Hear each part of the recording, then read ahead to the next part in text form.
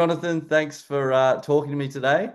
Sure. You're a relationship counselor and a relationship specialist, so you've kind of spent a good part of your life helping people with relationships and understanding relationships yourself. Yeah. Why do you think, especially romantic relationships, are so important to our well-being? Oh, well, I can't remember who said it, but it was Esther. I believe it was Esther Perel that said the quality of our life is predicated by the quality of our relationships, particularly, romantic relationships, but certainly friendships, coworkers, that sort of thing.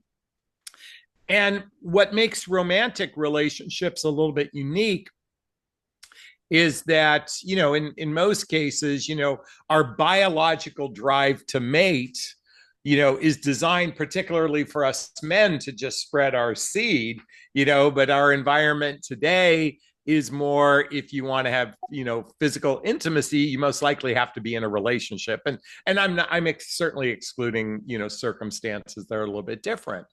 And to be in a relationship with someone can be very complicated. And unlike the past, particularly when women were far more dependent upon men for physical survival, relationships throughout history have had a more of a transactional component to it versus in today's environment we actually have emotions and feelings and love that can make up our decision making process. And humans are bad at picking.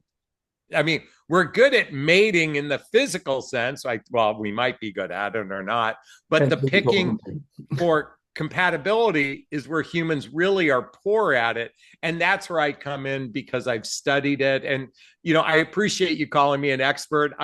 I'm an observer of human behavior, and I just point out where I think you could be effective or ineffective in your life. Um, they say like the 10,000 hour rule, if you spend enough time doing something, you become an expert at it. So I'm sure could define yourself as an expert Well, in that I I regard. I Um, I do have 20,000 hours of doing this, there you so go. and an additional 3,000 hours of personal development workshops, trainings, that sort of thing. So, Very yeah, I qualified. would say if that's the case, then I qualify. So you bring up a couple of really interesting points there. And before I came here to talk to you, I kind of asked some people if they had any questions in regards to relationships. Oh, okay. Two of those points were actually what were asked of me. And the first one is how relationships have evolved over time in regards to how society maybe views the role of men and women now. And Okay. here it's very popular, and you hear a lot on Instagram and online about how dating for men now is a lot harder, and like 70% of single women aren't looking for relation. Sorry, 70% of single men are looking for relationships, where about 30% of women are. So it seems to be this kind of like imbalance in the dating world. Like if we're talking about getting into relationships, where Yeah. men much need relationships, I think, more than women as well. Like you find if men aren't in a relationships, they're putting their energy into, in general, more negative kind of, not positive stuff. But women seem Yeah. to be okay without that relationship. So do you think it is a societal change in the way we view men and women's roles that is now kind of changing relationship dynamics a little bit? Well, this is a very complex question. I mean, Yeah. we could go down so many different rabbit holes for easily an hour, Yeah. but I'll try Yeah. to condense it. Yeah. So, if we go back, if we had a time machine and went back to cave people days, you Mm. said throughout history, I mean, there might be in your tribe 20 people, you had some elders, you had some younger people, and you had people of your own age demographic. And oftentimes there was no dating. I mean, quite frankly, there was a lot of unconsensual sex most likely happening. And that happened for, let's say hundreds of thousands of years, Right. depending on when you believe that, when cavemen evolved and that sort of thing, or cave people. Mm. So if we certainly look back 500 years ago, you had the upper class kind of people that mated or married for accumulation of wealth, And most of the time, people that were younger mated within their tribe. And your tribe was very small. I mean, your social circle was very small. Fast forward. So, really, there was no dating up until about the 1950s. Now, I'm not suggesting it didn't happen earlier, but back then, and particularly with the birth of birth control, it kind of changed everything. Mm, Whereas now the choice to be in a relationship has more to do with a choice, unlike if you impregnated someone and there was no choice, or at least if you were a stand-up person, that sort of thing. So I would say dating, I'm just giving you the quick yeah. overview because you asked about time. Hmm. As far as the question about the roles within relationship, I think we should address that one piece, and then certainly the challenges with connecting with people, meeting people, that sort of thing. We can discuss that. Mm, So let's look at roles for the second. I mean, traditionally, men have been throughout history provider protectors from the biological sense.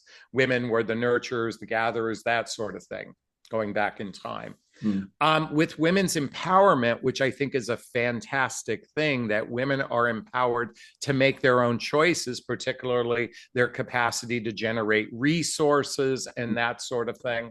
mm-hmm. Um, in relationship, there's a lot more, I would say, nuances to it versus in the past. Man made money, woman took care of the babies, and now that's shifted. And so, from a role perspective, now a lot of people will say, "Well, biologically, we have these roles," but biologically, we men aren't necessarily monogamous, and yet we can make the choice to be monogamous. Mm, So, to say, well, it's a biology that certain things have to be a certain way. There's so many nuances to it mm, that we have to add in a lot of factors. And as far as roles are concerned, I believe couples who choose to do a co-creative experience, in other words, the man and woman are equal participants mm, in the roles of the relationship. Now that you could divide, roles or responsibilities, but I think when two people are co-creative, it's like having two partners in a law firm, mm. with 50-50 share within the firm. They each have, equal say in the decisions and such, but that doesn't mean that responsibilities might be, different. Mm. Um, but they have equal say. And I think that's a good thing for both men and women alike. Some people would criticize that or criticize what I say, to each their own. But I think harmony comes when you both are aligned with Mm. each other, complement each other, and are on the same team together, and not it's one person's role to do X, Y, and Z, and the other person's role is to do A, B, and C. 100%. And So I mean, that is what a relationship is, right? It is two people coming together and yeah, kind of exploring and mitigating life as a team. You talk about people saying, "Oh, we're a team" and stuff like that.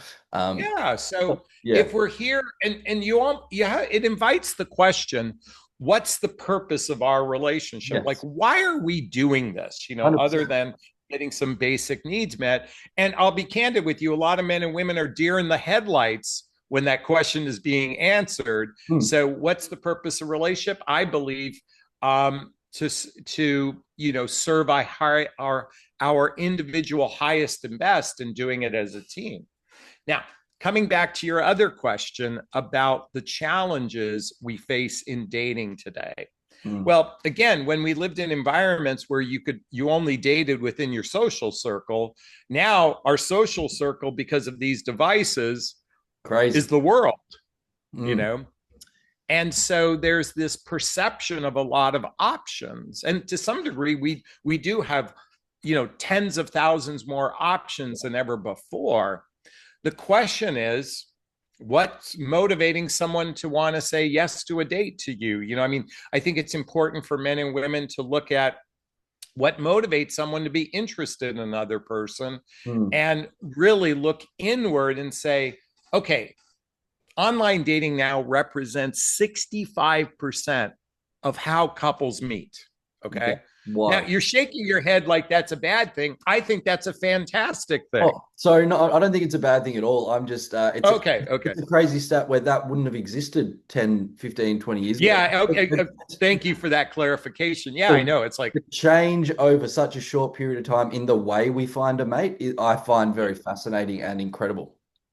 yeah. And by the way, the reason why I even, commented there is because there's a lot of criticism for this medium of meeting people. Mhm. There's so much criticism. But the Yeah. reality is the average person isn't walking around single eligible people even aware that they're single and eligible. I mean, I work from home. Mm. If it wasn't for Yeah. social media and the internet and that sort of thing, I mean, yes, I could go out, Mm. but at this stage of my life, I don't want to go out every night of the week trolling. Yeah. Please forgive the language there, for somebody to mate with. And so what's Yeah. nice is we can connect with people we wouldn't otherwise meet in our daily lives. Mm. However, most human beings, men and women alike, do a piss poor Mm. representations of themselves in the online world. They do Yep. such a poor representation. And then if it's garbage in and garbage out, you point the finger, the problem is men or women. No, it's the individual does a poor job of representing themselves, is one Right. of the first things I see. Yeah. Um, you know, there's a lot of talk in the male dominated world of social media, Mm. where the red pill community, the manosphere, talking about feminism, talking about the problem is the men point the finger at the women, Mm. okay, and the women point the finger at men. Mm. There's a lot of rhetoric out there that Mm. is influencing men and women in a very negative way, Aaron. I would totally And agree. that is the one of the significant problems I see, is that we humans are bombarded with so much negativity about dating and relationships. Like it starts to defeat the purpose of love. If it's on, and when I say defeat the purpose, it deflates a person's motivation to want to make effort Yeah. to be in relationship. Even just looking into some research to talk to you about that, you're so right that most of the talk around the online dating or just dating in general today is very negative. Like women only want this sort of man and they have high expectations, or the dating apps are terrible. They're just they're no good for you. They're the paradox of choice and all this kind of thing. Yes. But I heard someone say, well, they shouldn't be called dating apps. They should just be called introduction apps. Like you have to be actively pursuing dates and getting in front of a person.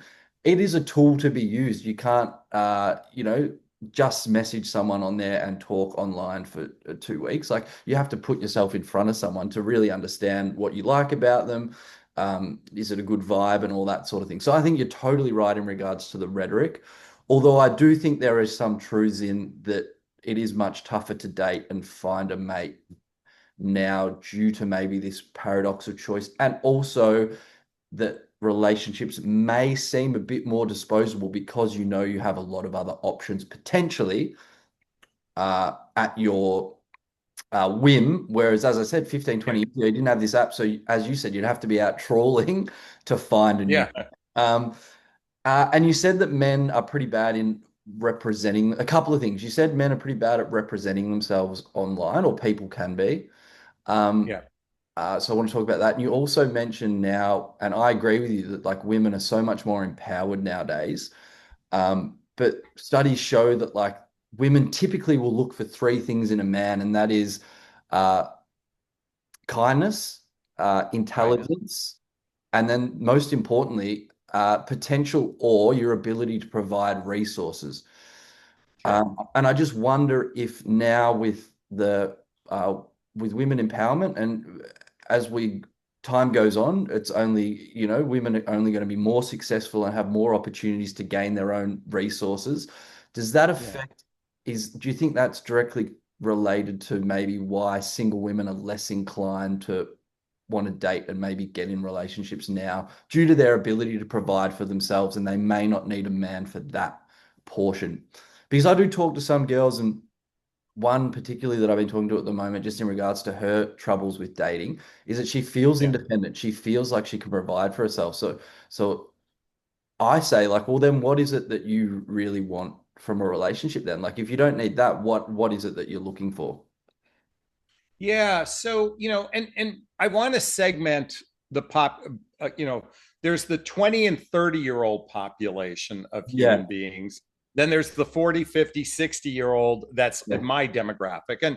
And for those watching, I mostly focus on midlife, which I say is after baby making years and before retirement, although I'm very well versed in the younger demographic as well. So for a young woman, 25 years old, who's attractive, gets lots of opportunities, her challenge isn't so, it can be, that she's looking for those qualities of kindness, intelligence, and the ability to generate resources, only because I think, both men and women now, I mean, the cost of living almost requires two sets of incomes, Yeah. at If least you here in the buy, United States. I don't know how it is in yeah, down 100%. under. If you want to buy Um, a house, all that kind of stuff, you kind of need to yeah. together. Yeah. So I mean, I know a lot of young people that are successful that make six-figure incomes, but Mm. you still need two of them to be to kind of cover the cost of living. Let's put that in a box for a second.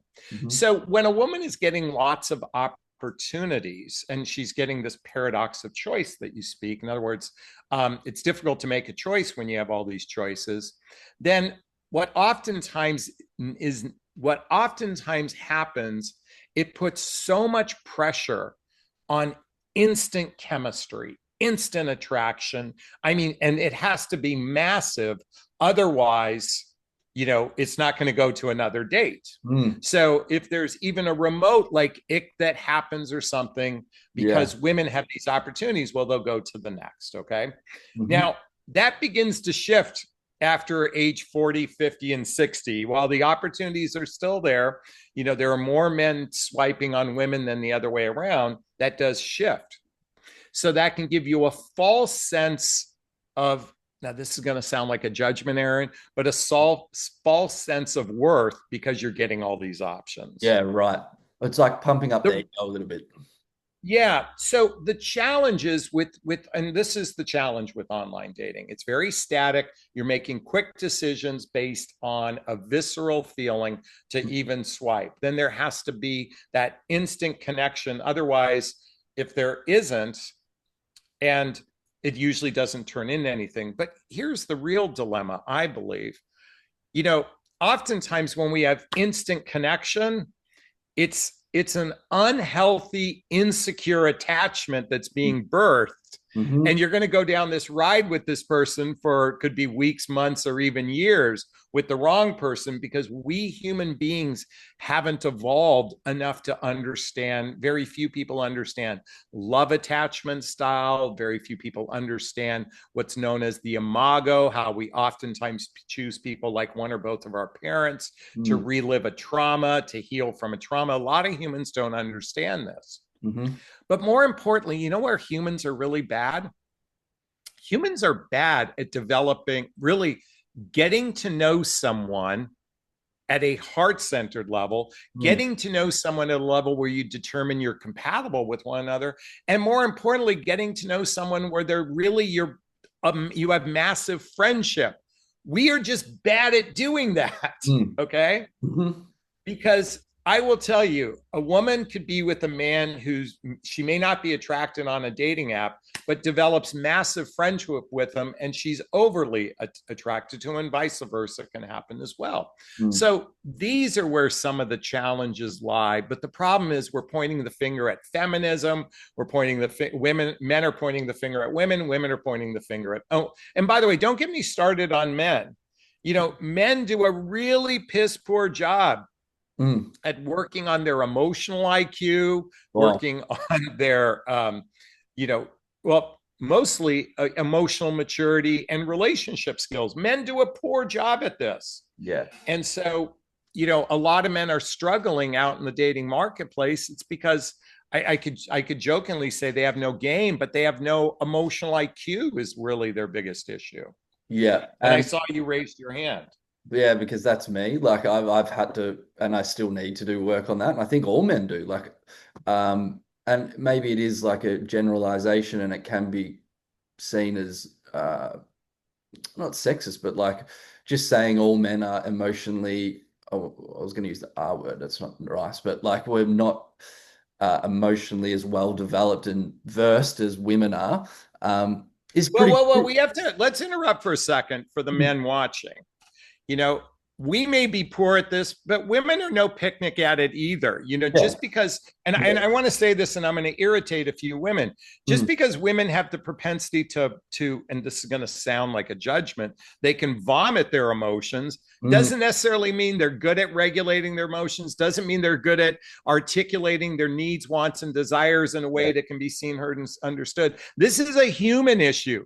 But just because women throughout history have been, please forgive the language, but more emotional, Mm, which men oftentimes sees it as danger, by the way, uh, doesn't mean we humans are good at it. And I yes. just want to segment to the guys listening, Yeah. you know, don't beat yourself up because you're not good at it. But to the women, don't put yourself up on a pedestal because you think you're good at it. Both men and women are poor at it. Let me rephrase what I was saying. Sorry, you're 100% Okay. correct. Men are maybe less inclined to be emotionally vulnerable and maybe lack the skills and the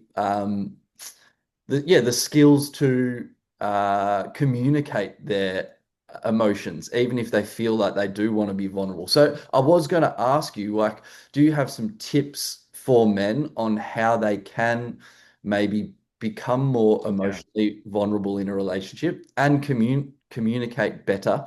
Because Yeah. I assume that's a big issue that couples face is like communication and maybe emotional vulnerability, and even just like creating this sort of emotional connection. Yeah.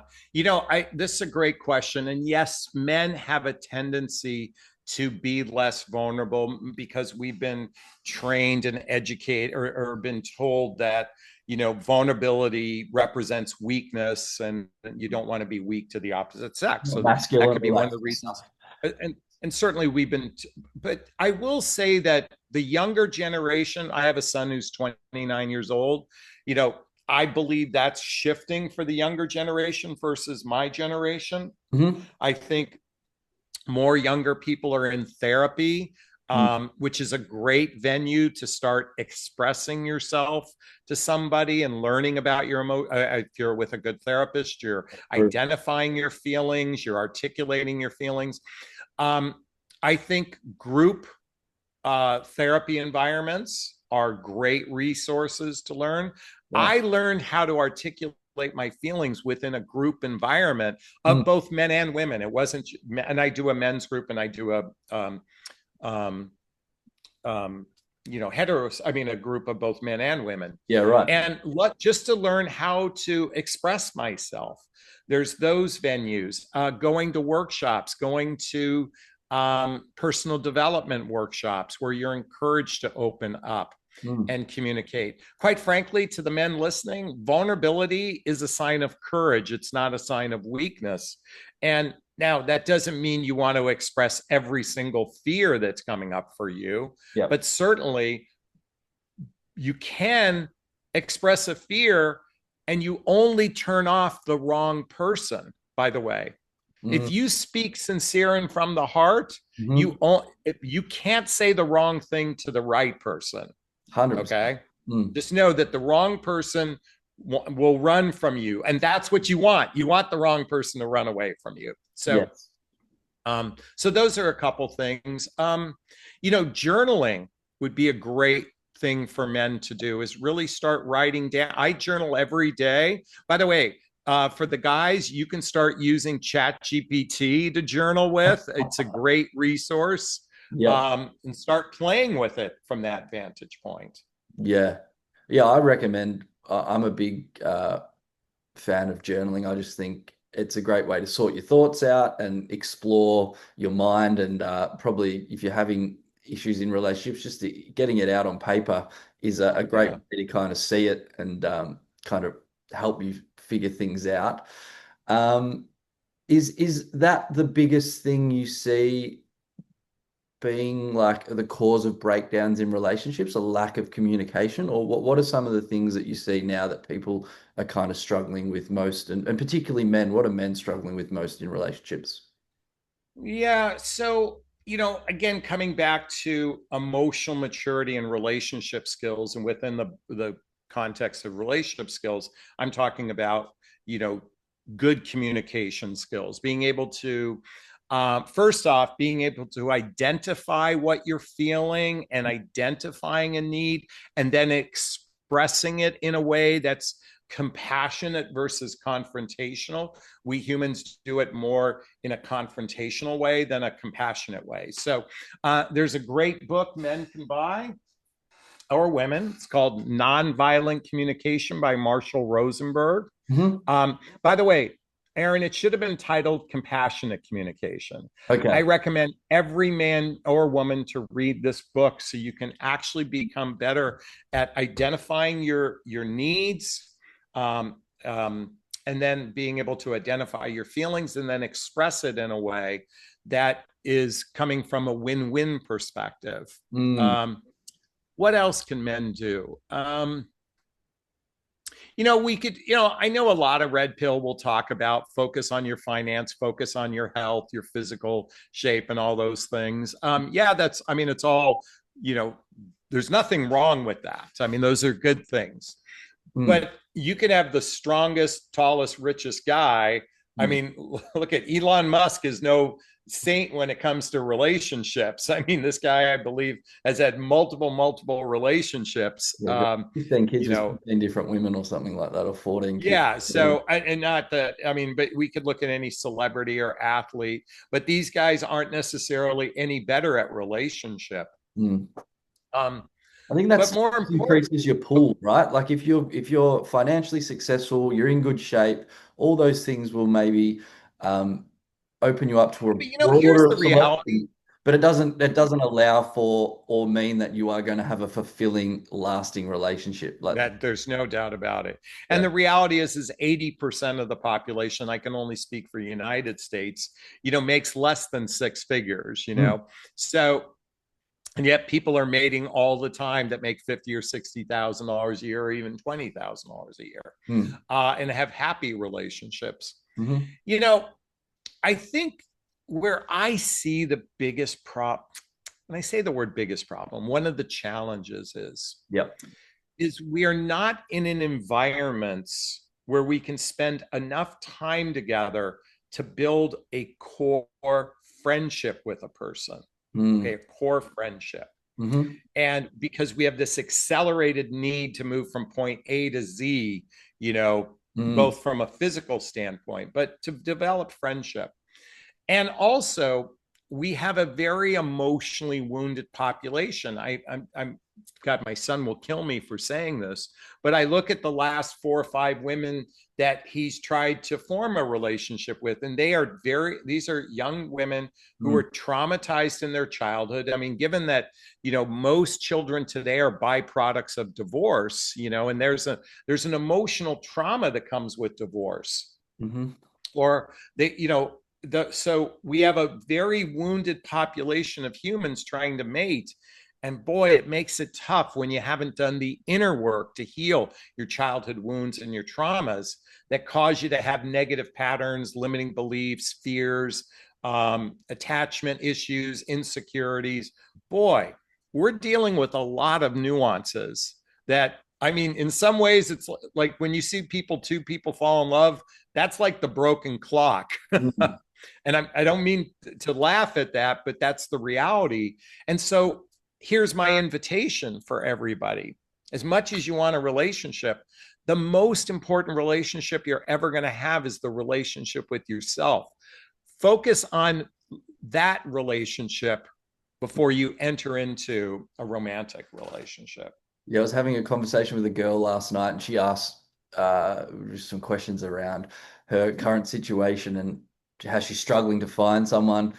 Um, and I heard a great analogy about a fridge. Like if I said, if your fridge is empty and a random guy comes, this isn't mine, I heard this online, comes and knocks on your door with a pizza.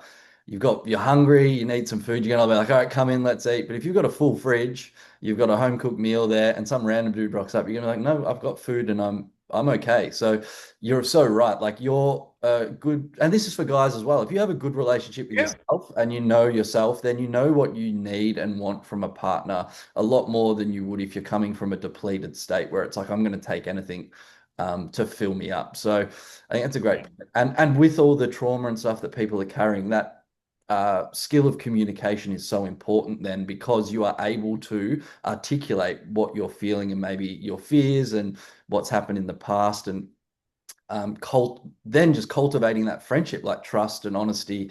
Um, Yeah. and you're so right that society is only getting quicker and quicker and quicker and quicker that yeah, cultivating a friendship to then build a relationship off of just seems to be such a difficult thing. Whereas in high school or something, you're spending like so much time with a person, Yeah. Yeah. with a girl that you can kind of be like, oh, we really get along here and there's something to build off. Where do you find that now in the real world if you're past that age, like the office maybe, or like yeah, it's such an Well, interesting point. yeah, so I would say up 50 years ago, the work environment Mm, was a predominant place beyond college, beyond church. mm, That ended up being one of the predominant places to meet was the work environment. We've also shifted a lot in our values. mm, And I want to touch upon this for a second. So, if you think back hundreds of years ago, if you lived in Colombia, and I'm just picking a country off the top of my head, and you lived in Cartagena, mm, most everybody was of the same ethnicity, the mm, same culture, the same language, mostly the same politics. There was so many similarities that it didn't affect the relationship as much. But mm, now, at least here in the United States, we are a melting pot of different cultures, different political views, different ideologies. And so, the more two people are aligned with each other, mm. the greater harmony two people, feel towards one another. But boy, if you took a staunch Republican and a staunch Democrat together, they're going to have friction just Yeah. because ideology, like they might be mutually attracted, they might fit every category, but they're so ingrained in their ideologies that there's going to be friction. So this requires asking way more radically honest questions from the Mm, very get go. And again, here in the United States, I think politics and religion, they used to say never talk about politics and religion. That's the first question I ask because if there's yeah. misalignment, I know it's going to be problematic later on down the road. Hmm. So I would want someone who's aligned with my and mostly because politics and represents our values and our ideologies, the way we think. Yeah. And we are a melting pot here of so many. Now, a critically thinking, intelligent person can navigate all this, Mm, but you have to be radically self aware to navigate differences. mm, And believe me, if you're ingrained in it, then better find someone that meets those values and ideologies. mm. Yeah, one of my favorite authors, Alain de Botton, I don't know if you've heard of him, Yeah. like School of Life. Yeah. He says, if everyone on their first date just asked each other, in what ways are you a little bit crazy? uh, Yeah. and answered with the utmost honesty and could kind of take it lightheartedly, but give each other real answers, then we'd have a lot more healthier and successful relationships. Just getting those really important things out on the table first seems to be like such a great idea to build a Yeah, base. but you know what? We're indoctrinated in this belief that we need attraction Mm, and men are supposed to entertain and romance a woman and we need physical connection for relationship success instead of saying, look, I'm gonna fucking interview you. Okay. Now is okay that I curse. oh, In mate, fact, fucking I'm oath. gonna interrogate you. Like, Mm, look, I'm gonna interview you. Let's ask each other some serious questions just to see if we're on the same page. And if we're clicking, then we can do the fun stuff. But yeah. let's get, and by the way, every dating coach will tell you that's a no no. I'm the guy who says the exact opposite. Mm, Interrogate someone. Now, what is interrogation? Interrogation is about getting to the truth of a person. mm, Now, I say it a little tongue in cheek for everybody, but you can do it in a fun, lighthearted way. But the goal is, Mm. are we on the same page? Let's not focus on entertainment, romance, and fun. Let's just see if we're on the same page first, and then we can have entertainment, romance, and fun. Such a good idea. And I think we're caught up with social media and stuff that we find that that needs like the date. What was the date like? Did we do something kind of cool or spectacular or like don't worry about that stuff. Just get to the nitty gritty early and then you can build off that. So that's awesome. I also wanted to ask you your views on, you mentioned earlier in regards to like men and biologically how we're wired, like the caveman days. Do you Yeah. think and there has been this rise of different relationship styles, and whether that has come along with the dating apps, I'm not sure. But you like polyamory, monogamy. You need an encyclopedia to understand all the different labels that now come along with Yeah. relationships. Do you feel like we are biologically monogamous, or is that something that society is kind of an idea along with marriage that has been used to kind of control the chaos that could occur if we were kind of all just sleeping with each other and stuff like that. You know, I mean, to the extent, if I had I would love to have a time machine because I'd love to go back and actually view, you know, Mm. cave people and how they operated, Hmm. as an example. I do believe that to some degree, when a man is in his hypersexual phase of his life, um, you know, having physical intimacy is a strong drive. I mean, what's the ongoing joke? What's a man thinking about on a first date? We're thinking about sex, Mm. Um, so I believe that there's truth to that. And to that extent, it requires a bit of willpower, and again, hopefully if you were raised with some modicum of values and whatnot, you're not going to be some person who just assaults women type of thing. But for the most part, keeping it in your pants, so to speak. But I also recognize that a man can evolve past that. I mean, I certainly know that I've evolved past that, but I've got 30, 40 years of age on you. So, I've had lots of different experiences, but I do believe a man can evolve past that desire. Mm. And certainly, um, you know, I remember there was a TV show called Home Improvement, where the next door Yeah. neighbor lived, you only saw his eyes above the fence. And he made Wilson? a reference to Tim Allen, and he said, would you rather make love to 1,000 women, or would you rather make love to one woman 1,000 different ways? And, it was kind of like, do you want to go out and sample everything, or do you want to find a way to do it 1,000 different ways with the person you're with? And you have to want to be intentional about that. And by the way, even our sex life, we have this grandized expectation that it should just be something perfect. Like when I grew up, it was James Bond movies that made me think of what sex was like. Yeah, Your right. generation grew up with pornography. You have a warped sense of what sex is supposed to be like. Yeah. And so most people don't even have a real strong awareness around genuine love making, that sort of thing. I mean, genuine heart centered connection. But Mm. Aaron, I want to touch upon something you said. You almost need an encyclopedia. There's hooking up, Mm. there's friends with benefits, there's situationships, there's casual relationships, there's serious relationship, there's monogamous, ethical, non monogamous relationship, there's polyamorous relationship. I prefer to only talk to one demographic. You want a life partner.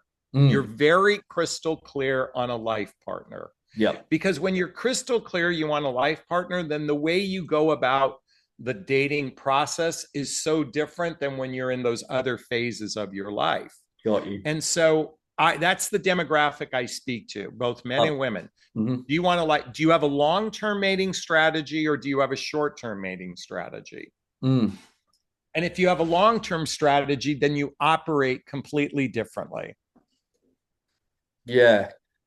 Um, Makes a lot of sense. And I think you're right. We evolve and we mature as people. And I think you get to a point in your life where or most people do, where that's what you're after is a life partner.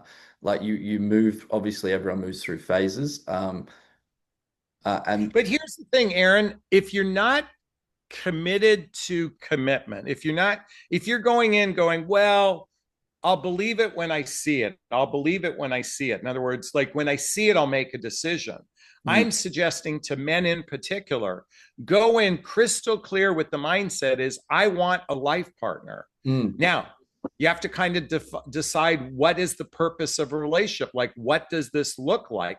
How would this look over a period of time? Like, really mm, contemplate that yeah. and really journal about it and spend some time really navigating how would that look day to day. How would that look if from a making babies perspective? How would that look from a generating resources perspective? How will that look in our social life? How that will that look like?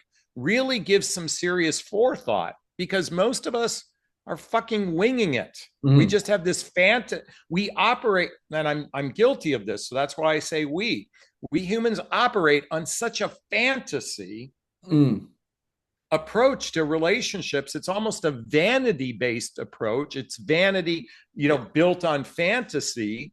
Mm, And because we haven't really, sadly, we never really analyzed our mother and father's relationship. We only saw either the highlight reels or the horror film reels. you know, we are not good at even being in relationship. We were never taught this. So I'm here screaming at the top of my lungs, research the shit out of relationships, yeah. particularly men. Hmm. Um, there's two books I'm going to recommend you read. Hmm. One is called 8 Dates by Doctors John and Julie Gottman. The Hmm. Gottmans are like the premier relationship therapists. Yeah, I These have are one of them. 8 critical conversations to have before you choose a mate. Hmm. And then by the Gottmans, again, 7 principles for making a marriage work. Just take out the word marriage and write relationships. Like, Or read what the fuck a relationship looks like, yeah. you know, instead of like, I just want a girl. Mm. Yeah, and yeah, you're right. It's like the vanity thing's a big one. I guess like on the apps, people make social media, people making themselves look like the best versions of themselves, and we're very visceral men, are very visceral creatures. So you see a hot blonde or a hot brunette, and you're like, well, there we go, perfect. But you're entering into it blind if that is how you're judging the potentiality of someone to be your mate. Um, and so you said journaling is a good way to maybe figure it out. Reading. Any other tips for men to kind of figure out or discern what they want from a potential partner or what they should be looking for in a potential partner to ensure some success?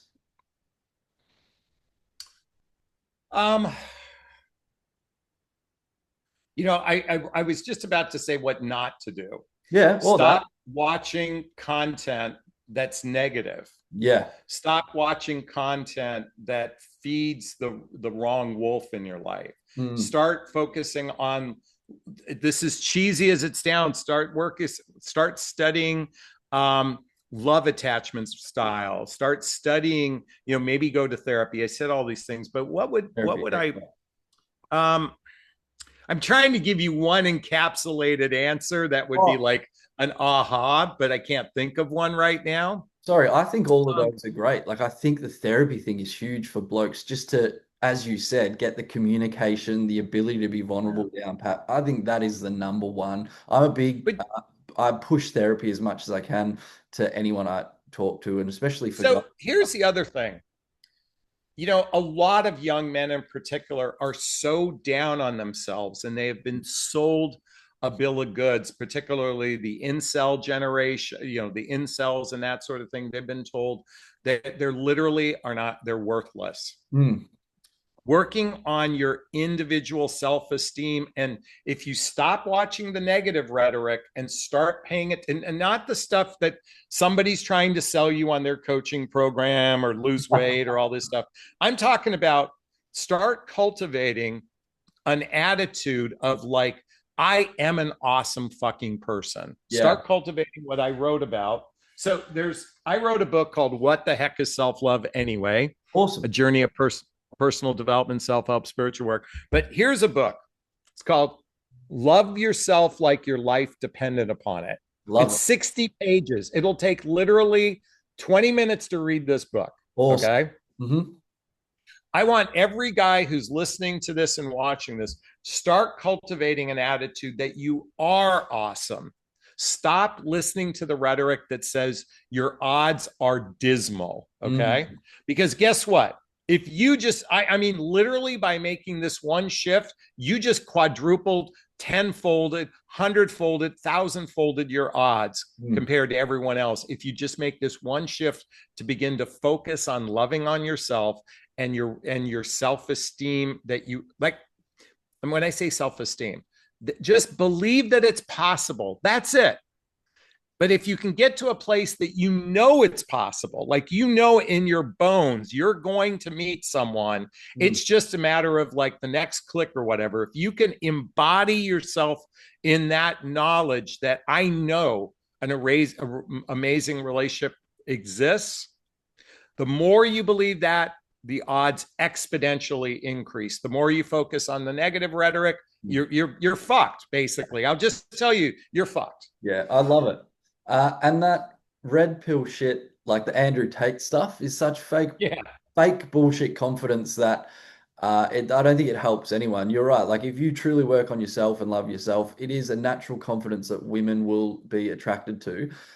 You don't need the fucking cars and all that kind of shit that they kind of push on that side of the fence. So that is By the that. way, that will temporarily. I mean, those Yeah, it does work. yeah, A lot of shit works temporarily, yeah. But it's but like more trust like a me. signal. It's a signal. It's peacocking, like, and it does. As I said, it might attract a mate, but it's not. And Uh, Andrew Tate's the most insecure man on the planet, of course. Yeah. along with a couple other people that in politics, but that's another story. Uh, You believe in the one, like finding the one. I believe that we can we can manifest an amazing relationship. I Mhm. think every relationship has value. Mm. Every relationship is a learning block. I'm in a relationship. I have a life partner. I do believe we will be together until one of us stops breathing. I believe that's the case. Mm. I met her, in my 60s. So just to give you Awesome. some context, is she the one? She's the one I want to go the distance with. And I Mm. believe we all have, but there's not just one person like that. There's thousands of people like that. Mm. You know, if two people intentionally go into the process as two emotional grown-ups, your odds exponentially increase. Yeah, I love it. And I think that mindset is a big one. Like you have to be in the mentality that this is the person that I'm now going to focus and put my energy into and cultivate that relationship because of that paradox of choice. Like you can, the grass isn't always greener on the other side. Like, um, and And by relationship. the way, let me tell the men here, it Mm. is not your job to prove your worth to a woman. It's Yeah. not your job to prove it. So, like, you don't ever want to, you don't have to climb to the highest room of the tallest tower. Never put a woman on a pedestal. You Mm. are on equal footing with a woman. Mm. Just show up as the best version of yourself. That's all that matters. Now, again, a lot of women are looking for the fantasy because that's what they've been sold through social media. I'm Mm. talking about you men. You show up as the best version that you could possibly show up. You do not put someone up on a pedestal. You put them on equal footing in you, and you just show up as a kind, intelligent human being, and your chances for success increase substantially. Yeah. Um, God, you've given us so much great information. Um, Tell me a little bit about your book. My book, What the Heck is Self Love Anyway, which I just showed here.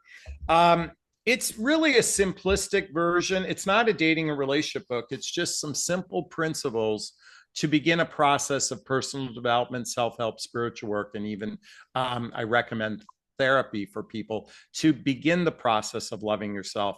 Here's the deal. This is a process we work if we choose to do the inner work to become self aware. It's a lifelong process. I'm still scratching the ant's belly at this, and I've been at it for a decade or two.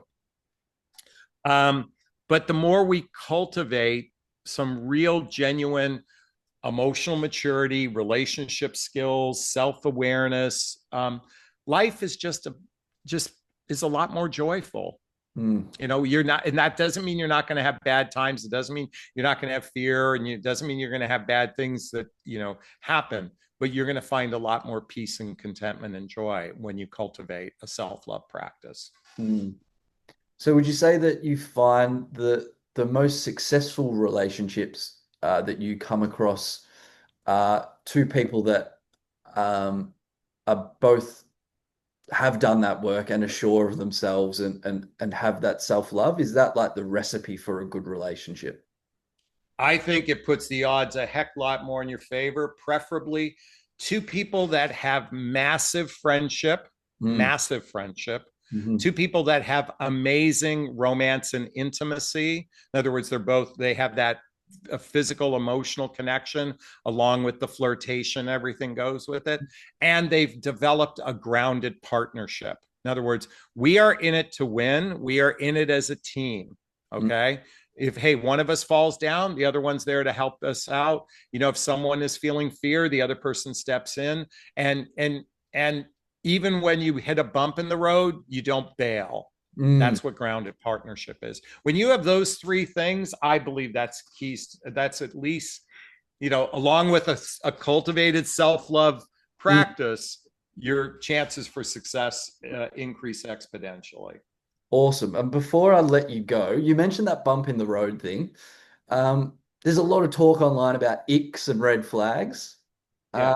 Talk to me a little bit about that. Like why is that now such a popular thing online? Like why, especially like girls will So be like, oh, he wore these certain type of socks and I got the ick and I couldn't deal with it, or the way he eats his food, or there can be very minor things that are putting women off that I guess can, if a man is watching that stuff online, again, you go back to the negative content. If someone's yeah. taking heed of that and letting that really via osmosis soak into their psyche or their being, I guess that could put men off being like, well, geez, I have to be on my best kind of not behavior, but I don't want to give her the ick or put her off. First off, fuck that shit. Yeah. Okay, let me Yeah. just say that. Hmm. You know what? If someone has the ick because, and I'm thinking of the TV show Nobody Wants This, where Noah walks in with a Good sport coat show. and flowers for his mom, and she had an ick. Shame on her for being in her stupid vanity Mm. fantasy judgment. Okay, that is, this is, by the way, I'm projecting here. Let me just be clear. I It's okay. could be totally wrong. This is a judgment on my part. But Right. when you're living way too much in judgmental ego, I don't want to, I'm going to say shame on you, but you know what's going to happen is you're going to be single for a very fucking long time. Yeah. Okay. If Yeah. you operate, because we human beings are flawed. We Mm. are flawed. We are not perfect. Real love is going, you know what? He wears two different socks every day. That's an ick, but I fucking love the guy. That's love. Okay. That's not love you're operating on. That's operating on judgment. That's operating on expectations, which is a recipe for disaster. You know, so you have to kind of now, red flags is a little bit different. Red flag just simply means, oh, something's off. Yeah. Maybe I should ask a question. Oh, when he got a text from his girlfriend and we find out he's still married to this girl, ex-girlfriend, or not, I mean, or someone that's his ex, but they're not divorced. Red flag means ask a couple deeper questions. Um, but the whole ick thing. Now, look at if you're physically repulsed by someone, I understand.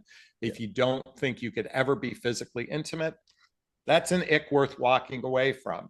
But you know what? If someone eats, Jerry Seinfeld was the quintessential ick guy in television, where he broke up with a girl for the most ridiculous reasons, like eating peas with Yes. a fork, man hands, close talker, far talker. She walked around naked. I mean, he had an excuse to what that those excuses are actually a sign of your incapacity to love. Yeah. That's what if and by the way, and for the guys that are hearing this about women, you don't want to be with those women Mm. because a heart-centered woman doesn't care about you wore two different color socks.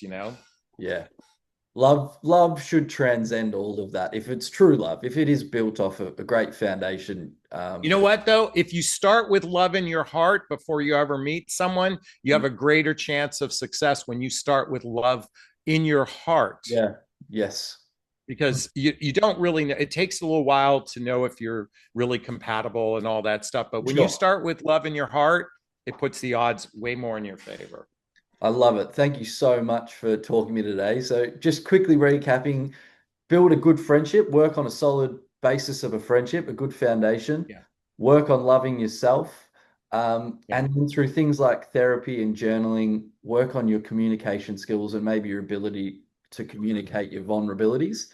Um, and that Oh, is, by the way, learn how to become an awesome lover there and you go. have partnership as your your guiding force. Yeah. I mean, doesn't working on becoming an awesome lover require some practice, right? So, uh, You could practice with one person, a there thousand you go. different Okay. ways. Okay, I got to run, my Yeah, you're friend. awesome. Thank you so much, man. That was great. I really appreciate your time. And if people want to check out your book, check out your book, all that kind of stuff. Yeah, Thank you by the way, so just much. take my name, plug it into Google. You come up with all my stuff. Done. You're the man. Thank you so much.